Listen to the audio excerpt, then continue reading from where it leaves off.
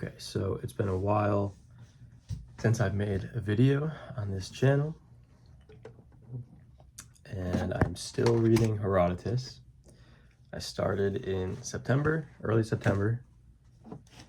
It's now December 24th, and I've made some progress, but I'm not done yet. I'm also sick right now, but I think my last video was me struggling to recount book 2, which was Herodotus side questing into Egypt. And right now I'm just starting book 7. So before I go any further, I want to try to recap what I've read in the past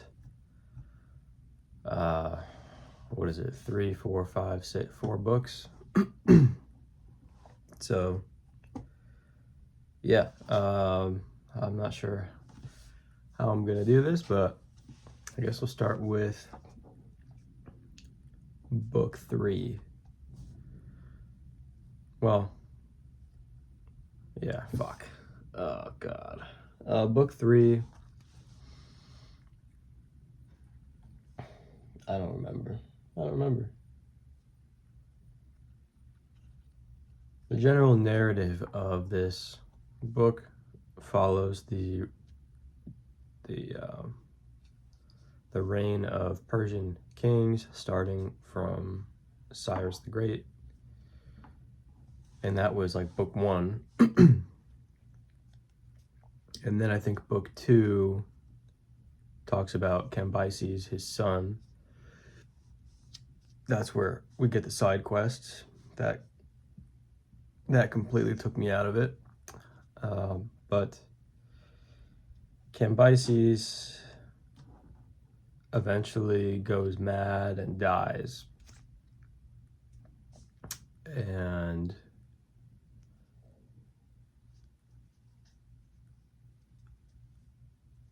after he dies, there's some deception that happens with like his brother. I guess he had previously killed his brother or something, but there are these people called the Magi who were pretending to be his brother and trying to rule Persia after Cambyses dies. And eventually they get figured out, and there's like a group of 7 people who plot against the Magi and overthrow them. When I think of the Magi, I just think of the ogre Magi from Dota 2. That's the image I have in my head. So these are all just cartoon characters to me. But it ends up being Darius, who's not related to Cyrus or Cambyses. He's just one of these 7 people. Does Darius actually kill him? I don't remember. But after these 7 people take over and kill the Magi, they hold like it's kind of like drawing lots. They do something with the horse, like whichever horse, like, I don't know, makes a sound first. I don't know, and ends up being Darius who gets chosen to lead Persia.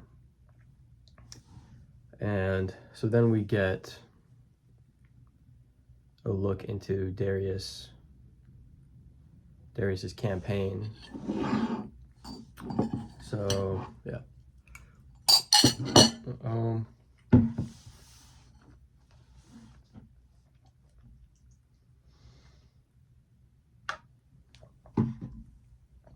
Okay, So how does his campaign start? Well, I think Darius is unique from the other Persian rulers because he set up satrapies, I'm not sure how it's pronounced, but kind of like a governmental system, like provinces in all of the places that he's captured. And he was able to just create a very capture a very wide territory for himself in Persia.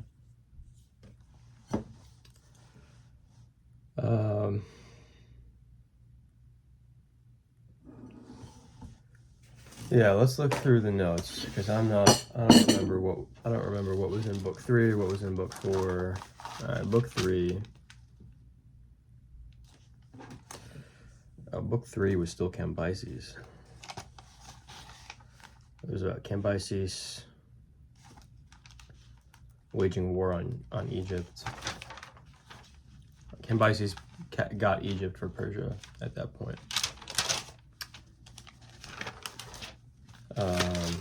Then book 3, I think I was stuck on book 3 for like a month or two, just not reading. And then I don't have any notes until the Ionian Revolt. So book 4 just, I think, got completely skipped. Book 4 was about, Scythia. Right, I actually liked book 4 quite a bit. Yeah, so book 4 is about Scythia. Book 3 is about Darius organizing his kingdom into provinces. Yeah, Darius becomes king in book 3. He organizes into provinces. And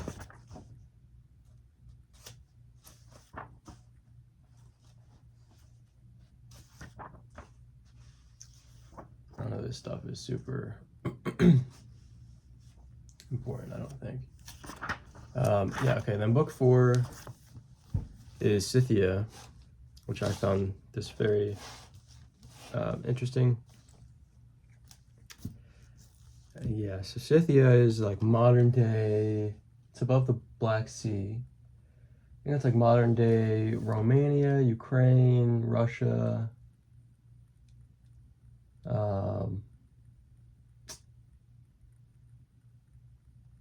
Crimea.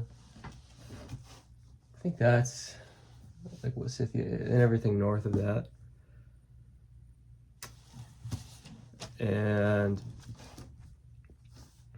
Darius plans to invade them.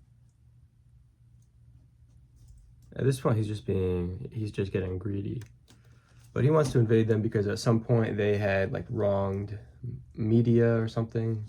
I don't know. He's trying to get back at them for something. He wants to invade them. And to do this, he has to cross into Thrace over the Hellespont. Just to cross that, which I think is like the modern day Dardanelles. Basically crossing from Turkey into Bulgaria.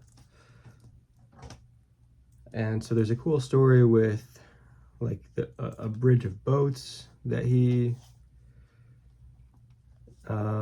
organizes to cross into there.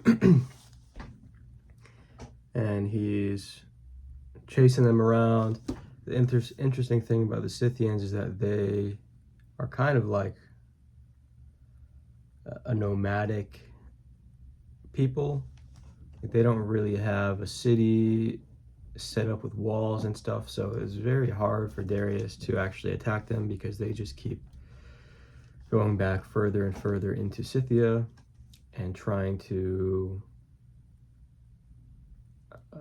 bait Darius into attacking their Scythian neighbors. So more Scythians will fight for the cause. It ends up being a complete failure for Darius because he just can't, like, the Scythians are always a day's time ahead of him.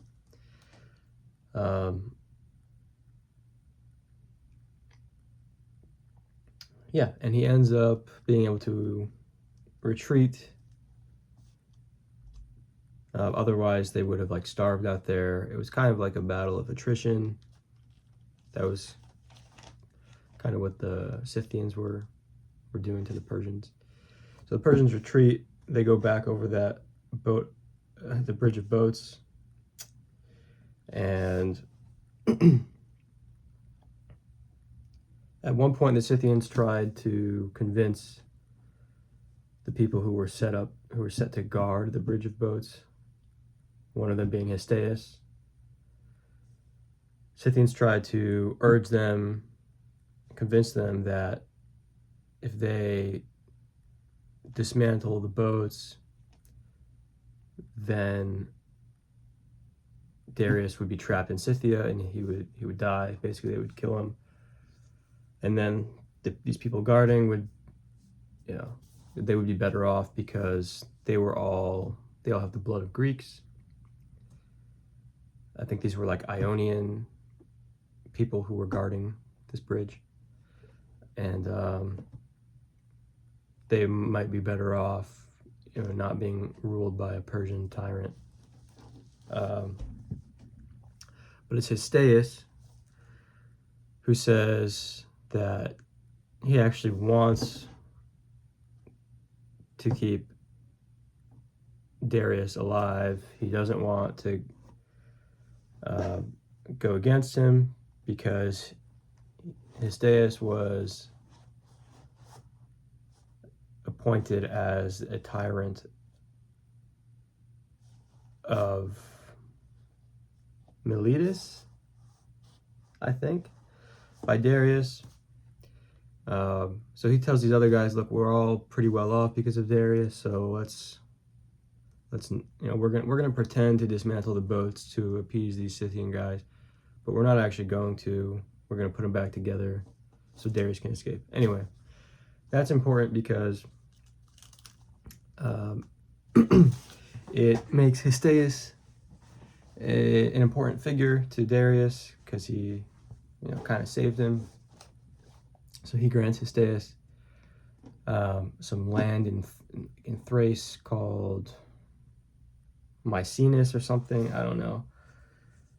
But it's a very strategic location, a lot of timber. And Histiaeus starts building a city there. Side note, Histiaeus has this son-in-law and also like uncle. There's some weird family relation to Aristagoras, who eventually starts the Ionian Revolt.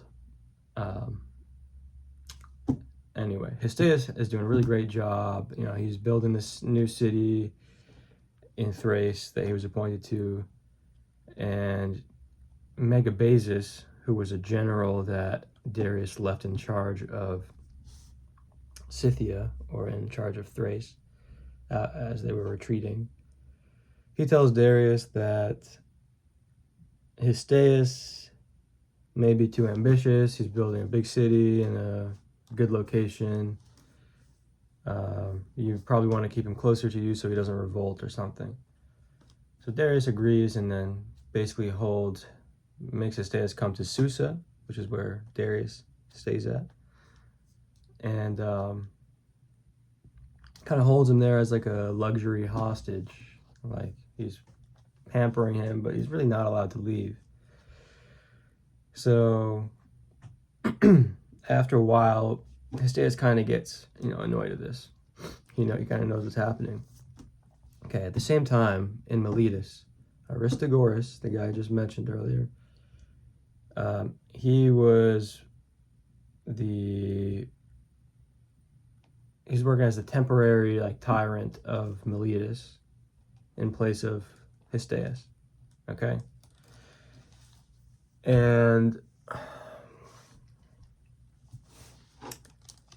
let me make sure I don't get this wrong here. So he's temporarily in charge of Miletus, and so he's trying to kind of like prove himself, get as tyrant.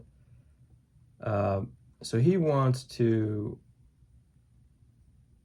siege this island called Naxos to gain loot and slaves, and he thinks this would be a big win for Miletus. That'll make them more rich.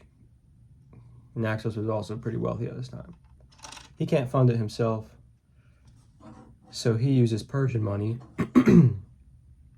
from like the governor Megabates, Persian admiral Megabates, to fund this siege. The siege ends up failing. He quarrels with Megabates over some petty things, and now Aristagoras is in debt to, after 4 months the siege fails, now he's in debt to Persia, and he's worried he's going to get killed for kind of wasting this guy's money. So he starts planning a revolt, right? Coincidentally, at the same time, he receives a message from a slave sent by Histiaeus, his brother-in-law or son-in-law or something, father-in-law, I don't know. He receives a message on the head of a slave. He shaves the guy's head off, and then there's a message from Histiaeus basically telling him to revolt against Darius. And so that's what he decides to do. This is how the Ionian Revolt starts. This is how tensions between Persia and Hellas, Greece, really kind of get started. So, yep. The actual revolt, he kind of pleads for help from this guy named Cleomenes from Sparta, who basically tells him to kick rocks.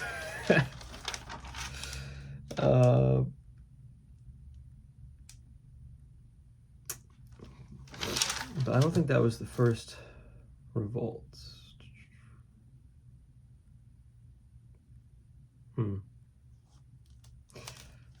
And then he goes to, this is Aristagoras we're talking about still. Then he goes to Athens to ask for help. Sparta said no, he's going to go to Athens, right? And at this time, Athens had just freed itself from the rule of tyrants. Herodotus goes into a lot of detail about this, how this happened, which is pretty interesting. Talks about the Pisistratid family line, and the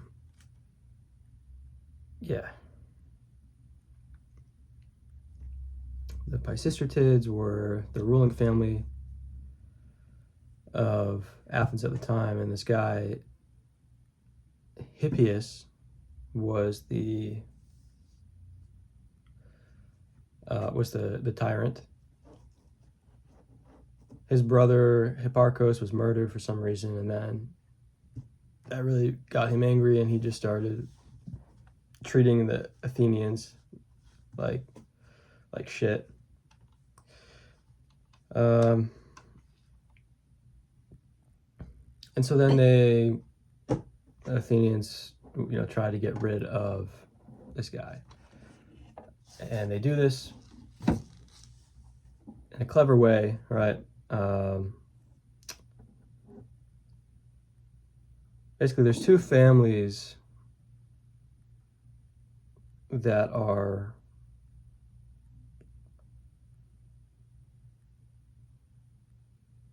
powerful in Athens, right? There's the Pisistratids, who were the tyrants, and then the Alcmeonids. Uh, this guy, Cleisthenes, who's an Alcmaeonid, he bribes a Pythia to tell Spartans to help free Athens. And the Spartans believe the Pythia. They end up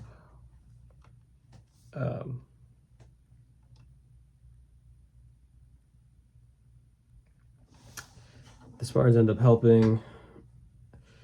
They failed their first attempt to help. So the second attempt, they were led by the actual king of Sparta, Cleomenes, and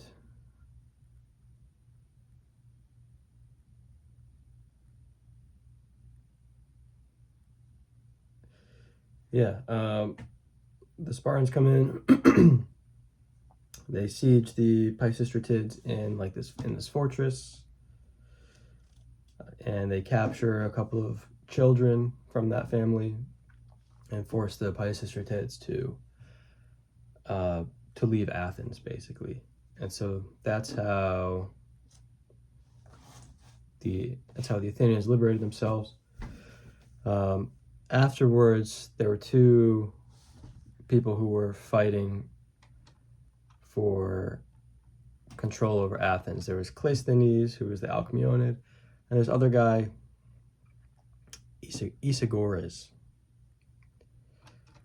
And Cleisthenes wins. There's a lot to talk about here.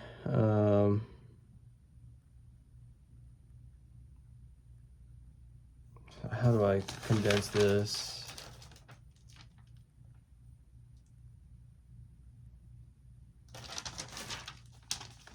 I guess long story short, I don't know how to make this long story short. I make a long story longer.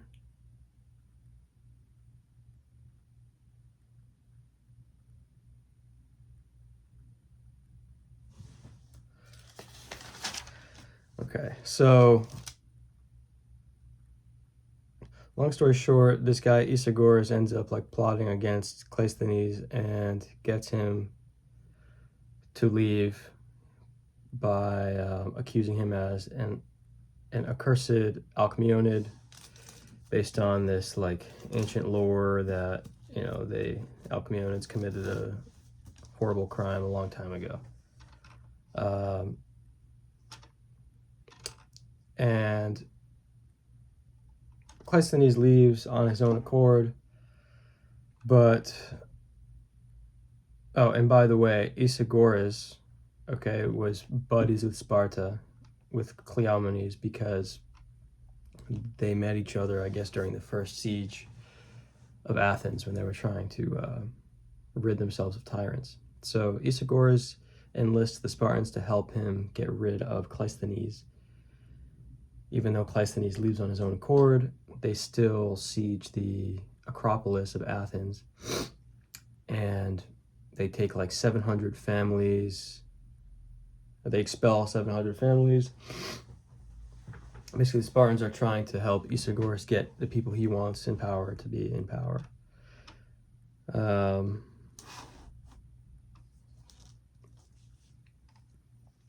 So the Athenians are pissed about this because while they siege the Acropolis, they're also trying to destroy the council that set up, the governmental council or something like that. So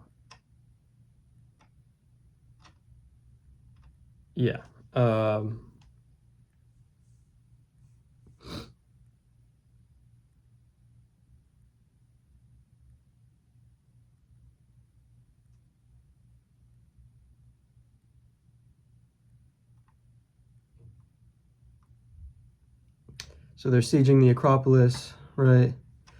But the Athenians oppose them, and the siege ends up kind of failing, and the Spartans give up and leave on a truce.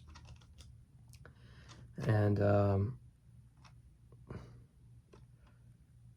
Athenians now realize the Spartans are kind of their enemies because they just tried you know, expelling 700 important families, right? So now the Athenians are going to try to ally with Persia. There's so much back and forth. It's really hard to keep track of. Cleomenes is like upset that his siege failed, so he comes back with a larger army to attack Athens, right? And at the same time, the Boeotians, I don't know how to pronounce it, and the Chalcidians are also attacking Athens. I don't remember why those guys are attacking Athens, but anyway, the Spartan army disbands immediately before the attack even starts because the Corinthians decide that what's about to happen is unjust, so they don't want any part of it. Then everyone else kind of falls like dominoes and the army disbands. So that allows Athens to redirect its focus to Chalcis, where the Boeotians and the Chalcidians are attacking them. So the Athenians end up beating them, long story short, and they what happens after that? Let's see. Athenians kind of prove themselves to be effective under democracy, or they're more effective without a tyrant. Then there's this whole arc with the Aeginetans, where like the Thebans, the Boeotians want revenge for losing to Athens, so they get help from the Aeginetans. There's a whole arc of stuff here, which was a little bit confusing to me.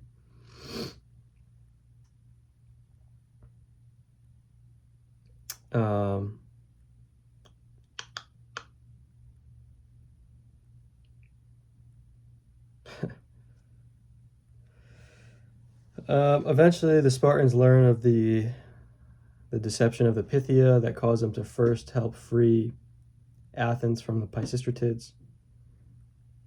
So the Spartans want to reinstate the Pisistratids because they were originally friends with them, and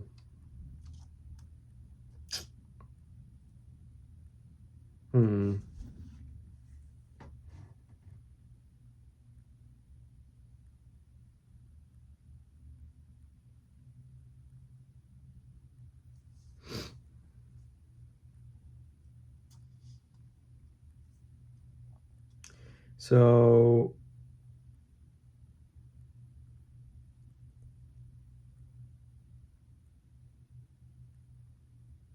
yeah, so Hippias, right? Hippias was this tyrant that they expelled, and Jesus Christ, this is awful. So the Persians are trying to re-enlist him, and all their allies basically tell them, no, like we don't want any more tyrants. So Hippias, who was originally expelled from Athens and settles in Sigeon, which is near Troy, right? He comes back because the Spartans are trying to reinstate him, which fails. So then he has to go all the way back to Sigeon again. And this kind of reignites his, he's pissed off again because he did all that. So he tries to rile up the Persians against the Athenians because the Athenians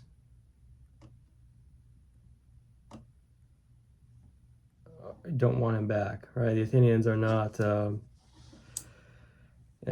Athenians, he expelled them, basically, right? So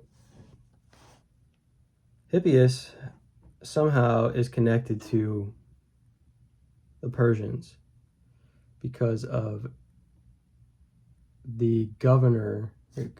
Hippias is living in Sigeon now, which is under Persian rule, I believe. Like there's a governor or an admiral appointed there. So he gets that guy riled up, basically. Okay, so all this is happening, right? This is around the time when Aristogoras comes to Athens after he's rejected from Sparta. And somehow he gets... Oh, okay. Before this, right? The Persians tell the Athenians that they have to take Hippias back. Otherwise, it will be bad news for them, right? This admiral that Hippias riles up, tells Darius or something, and Darius is like, yeah, tell them that, at some point a while back, right, the Athenians were trying to ally with Persia against Sparta. The Persians said, we'll ally with you if you give us earth and water, right? They want taxes, basically, which didn't end up happening. So they're kind of pissed about that, right? And then they reject Hippias again. So the Persians are like not really stoked with the Athenians at this point. Okay, so now Aristogoras comes to Athens after he's rejected from Sparta. And he's like, look, we need to make war. We need to revolt against the Persians because, they're too powerful. They're, whatever.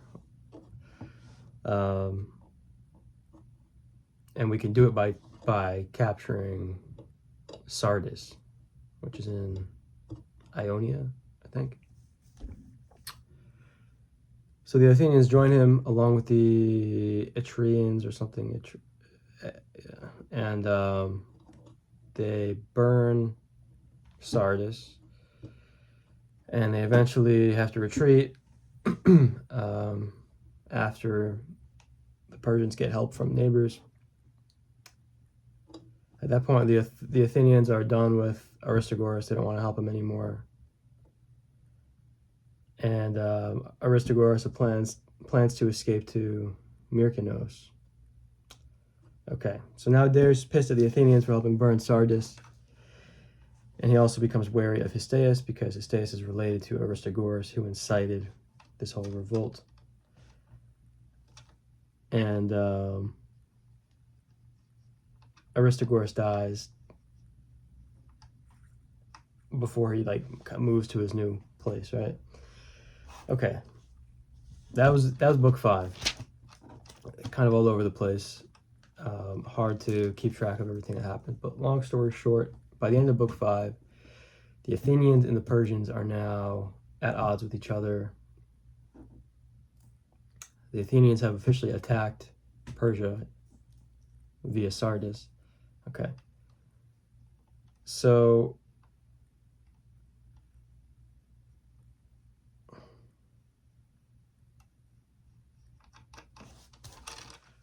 book 6 now. Okay, Darius sends heralds to Hellas to pay tribute to him and to test their fealty. The Aeginetans do it, who I didn't really talk about them, but it's a small island kind of between Sparta and Athens. They kind of get caught up in the middle of a bunch of stuff between them. The Aeginetans do pay this tribute, which pisses off the Athenians. So the Athenians go to Sparta to say that the Aeginetans are traitors, right, to Persia. So now Athenians and Spartans are kind of like allying a little bit. Cleomenes invades Aegea, but they oppose him because he didn't bring the second Spartan king with him, which is the rule that they have to do. Cleomenes is kind of pissed about this all, so he plots against Demaratus, the second king of Sparta. He replaces Demaratus with Leotychides. Leotychides. I don't know how to pronounce these names, okay? And Demaratus then defects to Persia because he lost his kingship. Cleomenes goes mad and kills himself. Right. Leo Tychides he's the only king at this point now, and he's trying to settle the issues with the Aeginetans and the Athenians. Okay, my notes are just not making sense. All that happens, that kind of confused me. Right. The important part of Book 6 is the Battle of Marathon, which happens when Darius sends like an envoy to Eretria, led by this guy named Datis, to attack Eretria and Athens in response, or for revenge for them burning Sardis.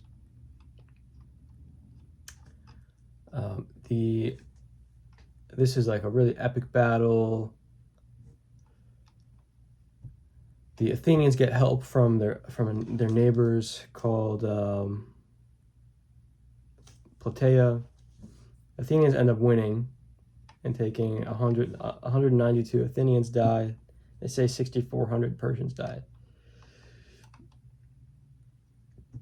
The Athenians win, they drive out the Persians. This is where the term marathon comes from. Supposedly, this isn't actually in Herodotus, but, well, there's this guy, I'm just going to call him Philip. His name is not Philip, but it's something like that. That guy runs to Sparta to alert them that the Athenians are under attack, right? Very long distance. He's like a long distance runner. The Spartans end up coming too late, right? The battle's already over. Anyway, this long distance runner, apparently he did another run after the Battle of Marathon was won. He ran from Marathon to Athens to say that they had won, right? To claim victory. This was the 26.2 miles that legend has, our modern day marathons coming from. I thought that was kind of interesting.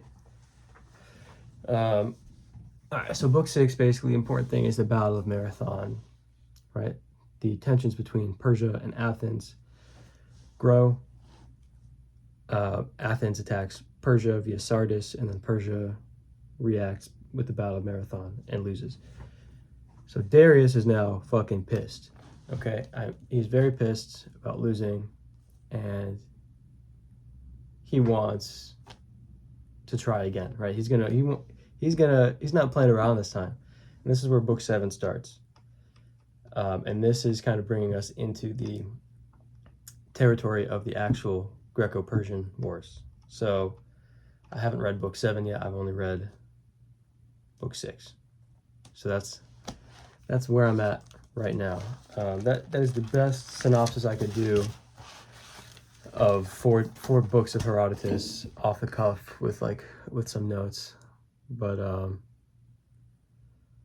yeah, it's very hard to keep track of all of these stories and timelines and who did what, why. So the general narrative that I'm trying to keep in mind is that we've gone through a couple Persian kings already, right? Cyrus the Great, and then Cambyses, and now Darius.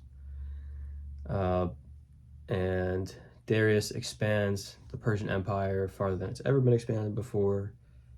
This, I think, is Persia at its greatest.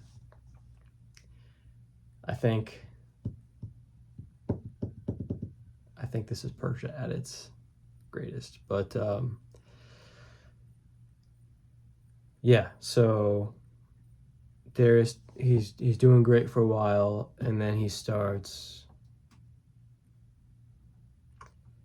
we start seeing him lose a little bit. He loses in Scythia, and now he loses to the Athenians. So we're going to see in Book 7 what happens. I know that Darius eventually dies, and his son Xerxes takes over, and then we get like the Battle of Thermopylae. So I'm excited to read about that in book 7. But anyway, that's all I can do for Herodotus book 3 to 6. So 3, 4, 5, yeah, 3 to 6 inclusive. Okay, that's it.